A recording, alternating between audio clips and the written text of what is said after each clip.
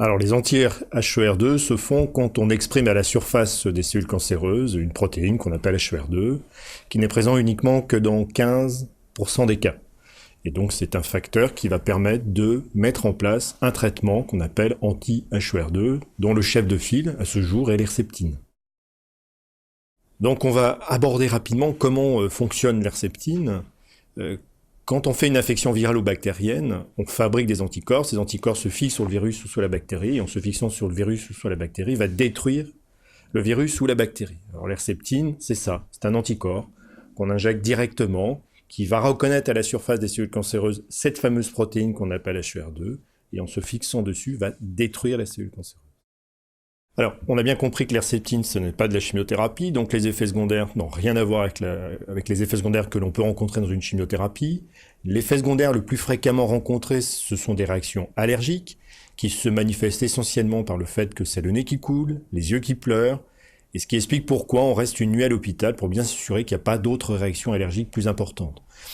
Et le deuxième effet secondaire que l'on peut rencontrer, qui est aussi un événement rare, c'est le cœur, ça peut fatiguer le cœur, raison pour laquelle il y a un examen cardiaque qui est fait au décours du traitement pour bien s'assurer qu'on ne soit pas toxique. Mais tous les autres effets secondaires imputables à une chimiothérapie, les nausées, les vomissements, n'existent pas. Alors, en fait, je me suis dit que finalement, ce cancer, il n'était pas bénin et que j'avais de la chance de tomber dans un établissement comme le vôtre parce qu'on me proposait vraiment tout ce qui était possible pour ne pas récidiver. Et donc, je l'ai totalement accepté, ce traitement Herceptine. J'en avais entendu parler à la radio, enfin à la télévision.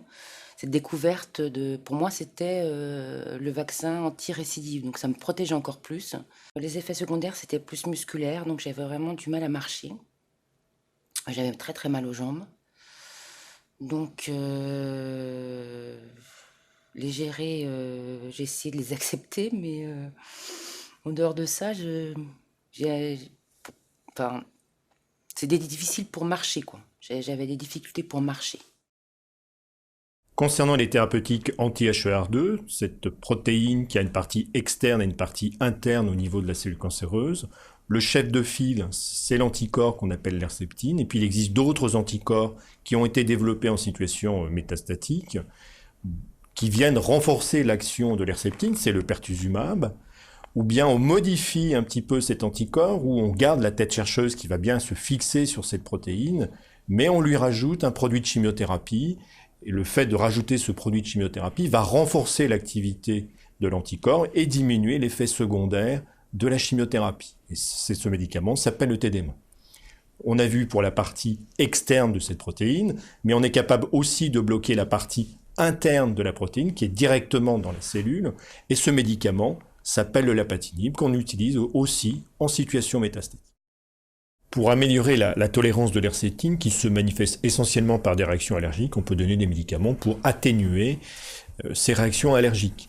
Concernant la meilleure tolérance cardiaque, c'est surtout la surveillance. Il faut surveiller ces symptômes et les examens cardiaques adaptés. Pour le lapatinib, on sait qu'il faut faire de la prévention vis-à-vis de la diarrhée, qui est le problème essentiel, et l'irritation de la paume des mains et des pieds. Donc il faut graisser ses mains et ses pieds régulièrement avec une pommade, et surtout en cas de diarrhée, bien appeler son médecin traitant et prendre les médicaments adaptés.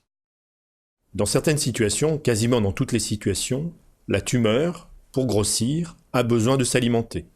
Et pour s'alimenter, elle va détourner à son profit tout le réseau d'artères, de veines qui l'entourent, en faisant même construire ces artères et ces veines qui vont la nourrir, en sécrétant un certain nombre de protéines, de facteurs, et ça va lui permettre ainsi de s'échapper de son milieu et d'aller coloniser les autres sites.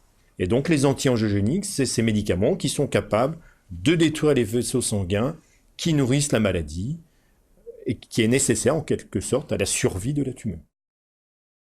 L'angiogénèse, c'est cette capacité qu'a la tumeur de fabriquer des nouveaux vaisseaux sanguins pour la nourrir. Pour cela, elle sécrète une protéine qui va permettre la construction de ces vaisseaux sanguins. Et on dispose de médicaments, le seul qui a son autorisation de mise sur le marché pour le cancer du sein, qui est capable de bloquer cette protéine. De la même manière que l'on bloque cette protéine pour les maladies HER2, c'est un anticorps qui vient se fixer sur cette protéine et qui détruit les vaisseaux sanguins qui nourrissent la tumeur. On va donc aborder les effets secondaires liés au seul médicament qui a son utilisation mise sur le marché de l'angiogenèse dans le cancer du sein, qui est l'Avastin.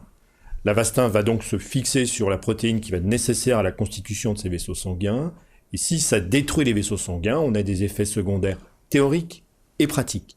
En théorie, comme ça détruit les vaisseaux sanguins, on peut saigner, ou au contraire, ça bouche et ça entraîne des problèmes de phlébite. Mais les problèmes pratiques, c'est que la paroi des vaisseaux sanguins contrôle la tension artérielle, donc ça peut faire monter la tension artérielle, et que le rein participe au contrôle de la tension artérielle, donc on peut avoir une fuite de protéines au niveau du rein.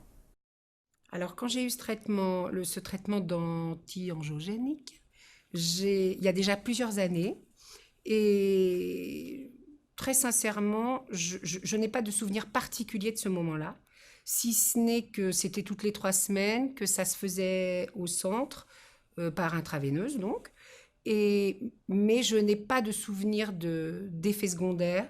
À cette époque-là, je travaillais tout à fait naturellement, donc pas de fatigue particulière non plus.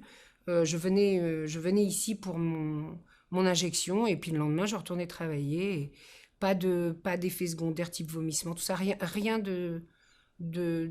ça se passait vraiment tout à fait naturellement, et j'en ai même pas de souvenir particulier tellement ça m'a pas embêté.